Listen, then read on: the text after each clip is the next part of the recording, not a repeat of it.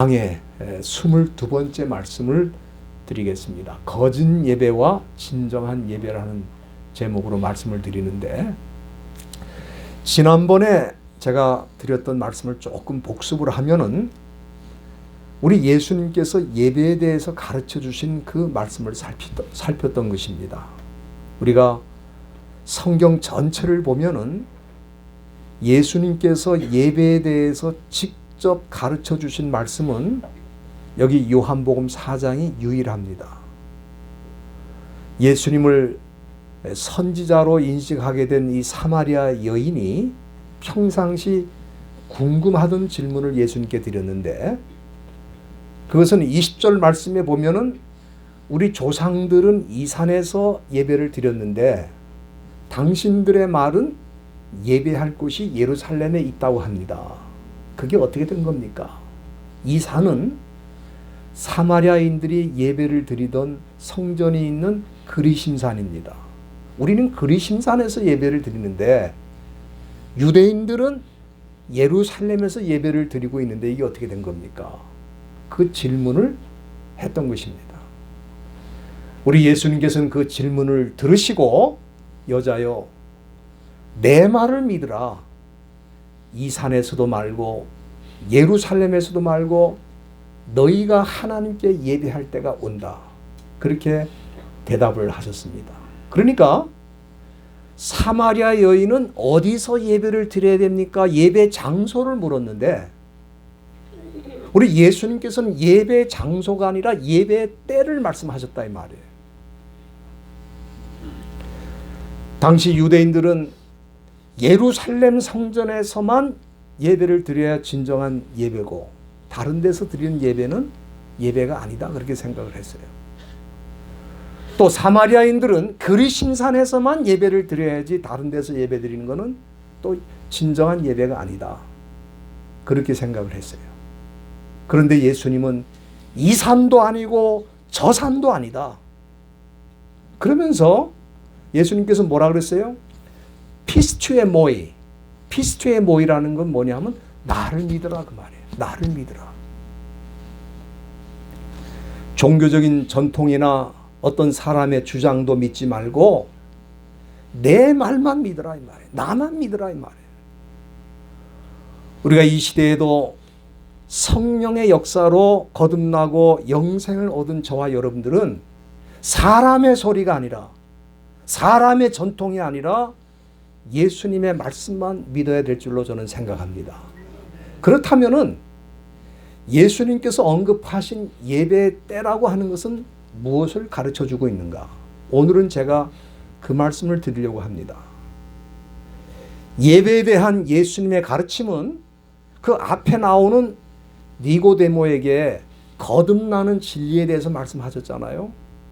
그 말씀하고도 연결되는 것이고, 또 사마리아 여인에게 영생에 관한 말씀을 하셨거든요.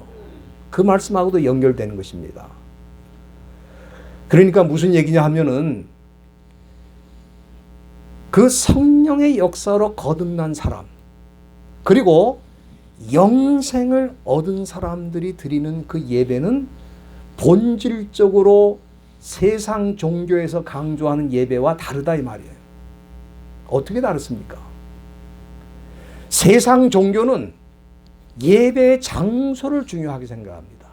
어떤 특정한 장소를 중요하게 생각합니다. 그래서 헬라 사람들 또 로마 사람들은 신전을 많이 세운 이유가 뭐냐면 그 신전에만 신이 있다, 그렇게 믿은 거예요. 그 특정한 공간을 중요하게 생각을 했어요. 유대인들도 예루살렘에서만 예배를 드려야 그게 예배다. 사마리아인들은 그리심산에서만 예배를 드려야 그게 예배다. 그 장소를 중요하게 생각하는 거예요. 그러나 거듭난 사람, 영생을 얻은 사람은 이 산에서도 아니고 저 산에서도 아니고 예배할 때가 온다 그랬어요. 이것은 새로운 예배를 드리게 된다는 뜻을 의미하는 것입니다. 그렇다면 새로운 예배는 뭘 의미하는가? 오늘 본문 23절 초두에 보면은 아버지께 참으로 예배하는 자들은 신령과 진정으로 예배할 때가 오나니 곧 이때라고 말씀하셨습니다. 거듭난 사람, 새 생명을 얻은 사람들이 드리는 새로운 예배는 신령과 진정으로 드리는 예배를 뜻한다. 여기 참으로 예배한다는 말이 나왔잖아요. 참으로 예배한다. 여기 참이라는 말, 우리 헬라 말로는 알레티노스라고 하는 말로 쓰는데, 이거는 진정하다, genuine이라고 그러죠. 영어로 genuine 그럽니다. 아주 진정한 예배, 진짜 예배라는 뜻이죠. 이 세상 모든 종교에 나름대로 예배가 있고 교회마다 다 예배를 드리고 있어요. 그런데 하나님이 보실 때에는 진정한 예배가 있고 거짓 예배가 있다는 걸 여기 암시해 주신 거예요. 참으로 예배하는 자는 그랬어요. 그러니까 거짓으로도 얼마든지 예배를 드릴 수 있다 그 말이에요. 얼마든지 가짜 예배가 있다는 말을 여기 우리 주님이 언급하신 거예요. 그러면은 진정한 예배, 진짜 예배는 어떤 예배인가? 예수님은 신령과 진정으로 예배할 때가 온다 그랬어요. 그러니까 진정한 예배는 예루살렘 성전이나 그리심산에서 드리는 예배를 뜻하는 게 아니고 신령과 진정으로 드리는 예배인데, 많은 분들이 신령과 진정으로 드리는 예배의 그 의미를, 그 컨셉을 잘 이해를 못하고 있어요. 우선 이 신령이라는 말이 여기 나오는데, 그거는 헬라 말로는 엔푸뉴마티라고 합니다. 이 엔이라는 말은 우리 영어의 in하고 똑같은 거예요. 어디 안에서라는 말이에요. 푸뉴마티라는 것은 성령을 뜻하는 거거든요. 그러니까 신령으로 예배하라는 것은 무슨 뜻입니까? 성령 안에서 예배를 드리라, 그런 뜻입니다. 우리 하나님이 받으시는 예배는 성령의 인도로, 성령의 이끌림을 받아서 성령의 역사로 드리는 예배만이 참으로 하나님께 드린 예배다 하는 것을 우리 예수님 말씀하셨어요. 여러분들, 일반적으로 사람들이 많이 모이고 순서를 따라 종교의식에 참여하면 그는 예배를 드린 거다, 그렇게 생각하는데 그렇지 않습니다. 예수님 당시에도 유대인들은 예루살렘 성전에 가서 종교의식에 참여하면 그것이 예배 드리는 사람이라고 생각을 했습니다. 그러나 예수를 믿고 거듭난 사람들은 더 이상 그렇게 예배를 드리는 게 아니고 성령 안에서 예배를 드리게 된다고 말씀하셨어요. 이것이 세상 종교와 기독교인들이 드리는 예배가 본질적으로 어떻게 다른지를 보여주는 기준이라고 생각을 합니다. 따라서 우리가 드리는 예배가 진정한 예배가 되려면은 성령이 임하시고, 예배에 참여한 분들이 단지 종교의식이나 습관으로 드리는 것이 아니라 성령의 역사를 사모하고 성령의 지배를 받을 때 진정한 예배를 드릴 수 있게 되는데, 이렇게 성령 안에서 예배를 처음으로 드렸던 분들이 초대교회 성도들입니다. 당시 우리 예수님께서 부활하시고 승천하신 후에 예수님의 제자들은 더 이상 예루살렘 성전에 가서 종교의식에 참여하지 않았습니다. 기도하러는 갔어요. 그러나 거기서 하는 종교의식에 따라서 참여하지 않았어요. 오히려 그 대신에 초대교회 성도들은 어디서 모였습니까? 예루살렘 성전이 아니고 마가의 다락방에서 모였어요. 거기서 예배를 드리면서 기도할 때 하늘문이 열리고 성령이 임하시고, 그들은 성령이 인도하는 대로 말하고 기도하고 또 찬송을 드리고 예배를 드리게 된 것입니다. 이게 새 예배예요. 이 시대에도 마찬가지입니다. 성령이 우리 가운데 임하시고 성령의 인도하심으로 기도하고 성령의 인도하심으로 찬송을 드리지 않으면 우리 예배는 단지 형식적인 종교의식으로 끝나게 되는 거예요. 진정한 예배가 될 수가 없습니다. 그래서 예수님이 언급하신 신령한 예배라는 것은 성령의 인도하신 가운데 예배를 드린 것을 뜻하는데, 우리가 이렇게 예배를 드리면 어떻게 되는가? 여러분들이 에베소서 한번 다 열어주시길 바랍니다. 에베소서 5장 19절에 보면은 우리가 성령의 인도함을 받고 성령의 충만함 가운데에 성령 안에서 예배를 드리면, 첫째는 에베소 5장 19절에 보면은 시와 찬미와 신령한 노래로 서로 화답하며 너희 마음으로 주께 노래하며 찬송하며 그랬어요. 그러니까 우리가 성령 안에서 예배를 드리면 어떻게 됩니까? 찬송이 회복이 되는 거예요. 찬송이 회복이 되는 거예요. 우리가 과거에는 그저 악보를 따라서 입을 벌려 그냥 노래를 불렀어요. 그 찬송이 아닙니다. 성령의 인도하심으로 시와 찬미와 신령한 노래를 부를 때 그것이 찬송이 되는 것입니다. 또 과거에는 찬송을 나를 즐겁게 하는 차원에서 찬송을 불렀어요.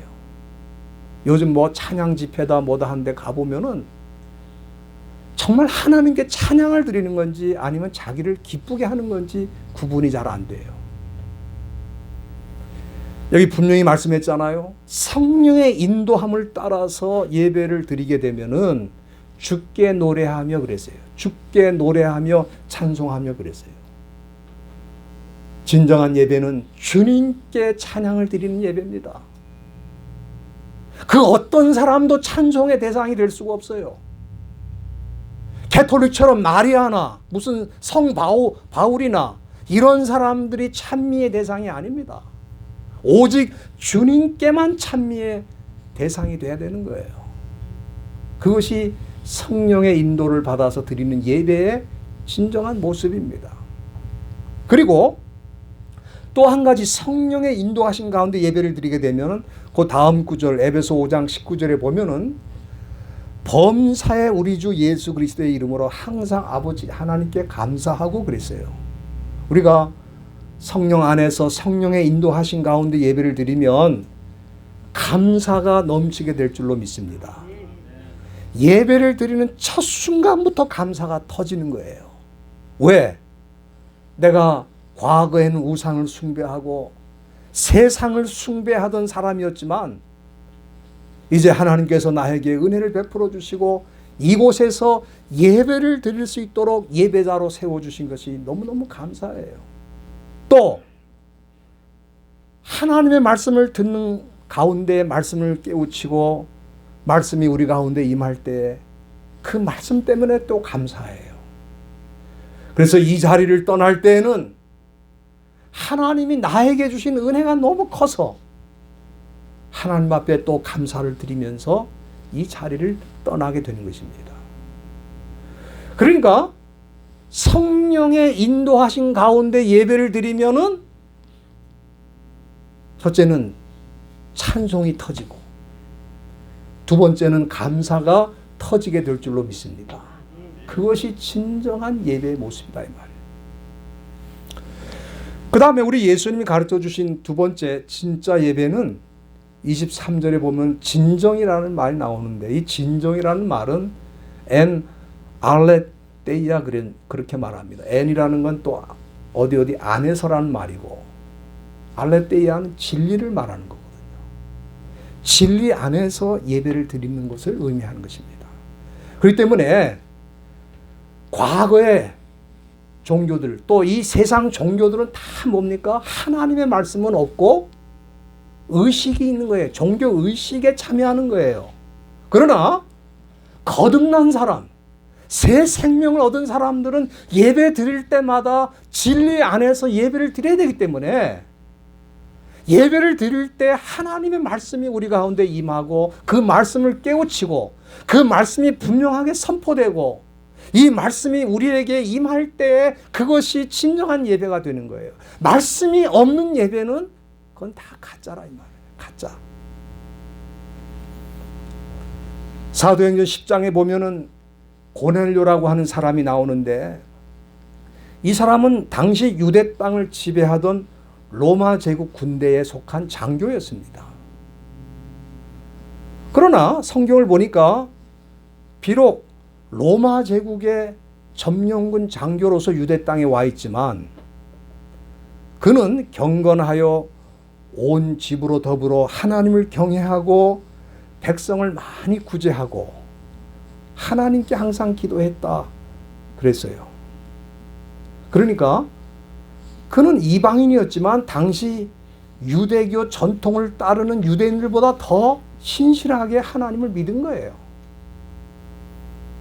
그런데 그렇다고 해서 이 사람이 예수님이 말씀하신 신령과 진정으로 예배를 드린 거냐? 그건 아니라 이 말이에요. 그렇기 때문에 하나님께서는 이 고넬료에게 사도 베드로를 그 집안에 보내신 것입니다. 베드로는 성령으로 거듭난 사람으로 더 이상 유대인들처럼 형식적으로 어떤 장소에 가서 예배를 드리지 않습니다. 그리고 그는 하나님의 명령을 받아서 당시 유대인과 이방인 사이에 두터운 사회적인 문화적인 장벽이 있었지만 그 장벽을 넘어가지고 하나님의 명령을 따라서 이방인이었던 고넬료 집에 방문을 하게 되었습니다. 그리고 그 고넬료의 가정에서 사도 베드로는 처음으로 신령과 진정의 예배를 드리게 된 것입니다. 여러분들, 베드로가 그 가정에 가서 예배를 인도할 때 했던 게 뭡니까? 딱 한 가지밖에 없어요. 그것은 하나님의 말씀을 그 가정에 정확하게 전하는 것이었습니다. 이것이 바로 진정으로 드리는 예배의 모습이에요. 진리 안에서 드리는 예배의 모습이에요. 이 진리는 하나님의 말씀을 뜻하는 거거든요.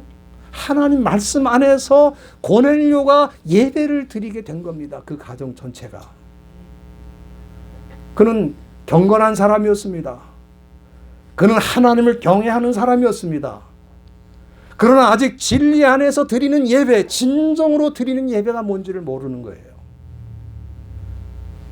그런데 베드로가 예배를 인도할 때에 그들은 하나님의 말씀을 듣게 되었고 그것이 무엇인지 깨우치게 된 거예요. 더 놀라운 것은 사도행전 10장 44절에 보면은 베드로가 하나님 말씀을 전하고 그 고넬료의 모든 식구들이 그 말씀을 들을 때 어떤 일이 일어났느냐? 성령이 이 말씀 듣는 모든 사람에게 내려오셨다. 할렐루야. 뭡니까? 그들이 진정으로 예배를 드릴 때, 그들이 진리 안에서 예배를 드릴 때 성령이 그곳에 임하셨다는 거예요. 그러니까 성령이 임하시니까 또 신령하게 예배를 드리게 된 거예요. 성령 안에서 또 예배를 드리게 된 거예요. 여러분들, 고넬료가 사실은 얼마나 예루살렘 성전에 가보기를 원했겠습니까? 그렇지 않겠어요? 유대인들의 말을 들어보니까 하나님을 경외하는 자는 예루살렘 성전에 가서 예배를 드려야 된다고 그러는데 아마 고넬료가 예루살렘 성전에 가본 적은 없는 것 같습니다. 또 그가 설사 갔어도 이방인이었기 때문에 아마도 예루살렘 성전에 들어올 수 없었을 것입니다. 그런데 하나님께서 베드로를 그 가정에 보내주심으로 예루살렘 성전도 아니고 또 사마리아인들이 예배드리는 그리심산도 아니고 바로 이 고넬료의 가정에서 하나님께 예배를 드리고 신령과 진정으로 예배하는 일이 베드로 사도를 통해서 나타나게 됐다 이 말이에요. 여러분 이 예루살렘의 예배와 이 고넬료 가정에서 드렸던 예배의 차이가 뭔지를 이해하십니까? 어떤 장소가 아니에요. 어떤 종교의식이 아닙니다. 오직 하나님의 말씀만 전한 것이고 성령이 그곳에 임하신 거예요. 그게 예배의 전부입니다. 그것이 새 예배예요. 저는 이 사건을 보면서 말씀이 온전하게 선포되고 사람들이 하나님의 말씀을 분명하게 깨우칠 때 어떤 일이 일어나는가. 베드로가 이 말씀을 할 때, 다시 말하면 하나님의 진리의 말씀을 전할 때 성령이 말씀 듣는 모든 사람에게 내려오셨다고 하지 않았습니까? 고넬료는 그날부터 성령 안에서 예배를 드리게 되었을 것입니다. 여러분들, 우리가 하나님께 신령과 진정으로 예배를 드려야 되는 이유 두 가지가 있어요. 두 가지. 첫째는 본문 23절 중간에 보면은 아버지께서는 이렇게 자기에게 예배하는 자를 찾으신다 그랬어요. 어떤 사람을 찾으신다고요? 이렇게 예배하는 자. 이렇게라는 게 뭡니까? 신령과 진정으로 예배하는 자만 찾으세요. 하나님은 종교 형식이나 세상 이방 종교처럼 예배를 드리는 그런 예배자를 찾는 게 아니고 신령과 진정으로만 예배 드리는 그 사람을 찾는다는 거예요. 가짜로 예배 비스무리하게 드리는 거, 그런 예배를 드리는 사람을 찾는 게 아닙니다. 그러니까 우리가 당연히 신령과 진정으로 예배를 드려야 되겠죠.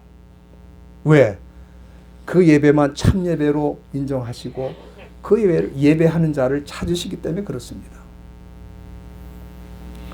두 번째는 여기 하나님께서 신령과 진정으로 예배를 드리는 그 이유에 대해서 우리 예수님께서 말씀해 주신 것은 뭐냐면 24절에 하나님은 영이시라고 그랬어요. 여기 하나님은 영이시라는 말씀 굉장히 중요한 말씀입니다. 여기 두 가지 의미가 있습니다. 첫째는 하나님은 보이지 않는 영이시기 때문에 이방 종교처럼 무슨 보이는 형상이나 우상을 만들어서 하나님을 섬길 수 없다, 그런 뜻입니다. 하나님이 영이시기 때문에 보이는 거를 의존해 갖고 예배를 드리는 게 아니에요. 여러분, 이 세상 종교 보세요. 다 뭡니까? 우상을 만들어서 예배를 드리잖아요. 심지어 가톨릭 교회 안에도 우상을 만들어서 우상과 함께 예배를 드리잖아요. 보이는 걸 가지고 예배를 드리려고 그래요. 그러나 우리 하나님이 영이시기 때문에 우리는 영으로 예배를 드려야 되는 거예요. 보이는 걸로 예배 드리는 게 아닙니다. 그 다음에 이 하나님은 영이시라는 말씀은, 영이라는 것은 시간과 공간의 제약을 받는 존재가 아닙니다. 영은 어디든지, 하나님의 영은 어디든지 계신다 이 말이에요. 무소부재하다고 그러죠. 어디든지 계신다 그 말이에요. 그러니까 성령 안에서 거듭나고 새 생명을 받은 사람들은 예루살렘 성전에 가서만 예배를 드려야 된다, 그건 아니라 이 말이에요. 왜? 하나님 거기만 계신 게 아니라 이 말이에요. 어디든지 계신다 이 말이에요. 그러니까 우리 교회에서만 예배드리면 오케이고 다른 교회에서 예배드리는 건 잘못돼, 그것도 아니라 이 말이에요. 왜? 하나님은 어디든지 계시기 때문에 어디든지 예배드릴 수 있어요. 고넬료는 가정에서 예배를 드렸잖아요. 예루살렘 성전에 갔습니까? 사마리아인처럼 그리심산에 갔어요? 자기 가정에서 말씀으로 예배를 드릴 때 성령이 임하시고 하나님이 그 예배를 받으셨다 이 말이에요. 여러분들, 그렇기 때문에 우리 예수님께서 뭐라 그랬어요? 내 말을 믿으라는 거예요. 종교 전통이나 유대인의 그런 주장을 믿지 말고 내 말을 믿으란 말. 내 말은 뭡니까? 이 산 아니고 저 산에서도 예배하지 말라는 거예요. 여러분들, 누가 그렇게 말씀할 수 있습니까? 감히 그 시대에 예루살렘 성전에서 예배드리지 말고 우리 하나님은 어디서든지 예배를 받으시니까 예배를 드려라, 누가 그렇게 말할 수 있어요? 예수님이 그렇게 말할 수 있는 것은 예수님이 그 성전의 주인이시기 때문에 그렇게 말씀할 수 있는 거예요. 엄청난 말씀입니다, 이거는.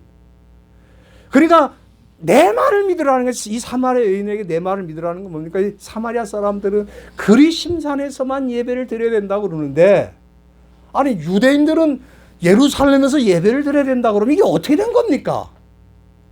우리는 여기가 좋다 그러고 저 사람들은 저기가 좋다고 그러고, 그게 어떻게 된 겁니까? 그럴 때 내 말을 믿으라고 하신 거예요. 내 말이 뭐냐? 이 산도 아니고 저 산도 아니고 예배할 때가 온다. 신령과 진정으로 예배할 때가 온다. 그렇게 말씀하신 거예요. 그런데 그때가 바로 곧 이때라 그랬어요. 이때라는 건 뭐를 말하냐 하면은 그가 예수를 믿고 성령의 역사로 거듭나고 새 생명을 얻었을 때를 말하는 거예요. 그러니까 저와 여러분들이 성령의 역사로 거듭나고 새 생명을 얻었다면 예배할 때가 온 줄로 믿습니다. 어떤 예배입니까? 하나님이 받으시는 예배, 하나님이 인정하시는 예배, 신령과 진정으로 드리는 예배.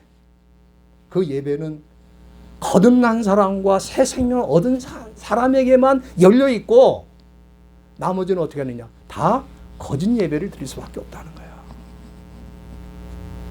내가 거듭난 사람이고 내가 새 생명 얻은 사람이라는 확신이 없으면 그 사람은 종교 의식에 참여하는 것이지 진정한 예배를 드릴 수가 없는 거예요. 그러니까 예배를 보러 온다 그러잖아요. 구경하러 오는 거예요. 예배를 드릴 수가 없어요. 구경하는 거지. 왜? 거듭난 적이 없기 때문에, 새 생명을 얻은 적이 없기 때문에 그런 예배를 드릴 수가 없는 거예요. 이 예배는 때가 와야 돼요. 그 사람의 구원의 때가 와야 돼요. 영생의 때가 와야 되고 거듭난 때가 와야지만 예배가 열리는 거예요. 오늘 우리 주님께서 그 말씀을 하신 것입니다. 저는 우리 모든 성도님들이 그런 예배를 지금 드리고 있다고 믿습니다.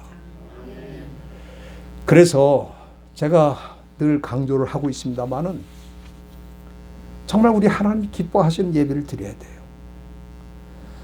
사도 바울은 사도행전 17장 24절에서 신전에 신을 가둬두고 그 신전에서 신을 섬기는 그 아덴 사람들, 그리스 아덴 사람들에게 향해서 뭐라고 말씀했습니까?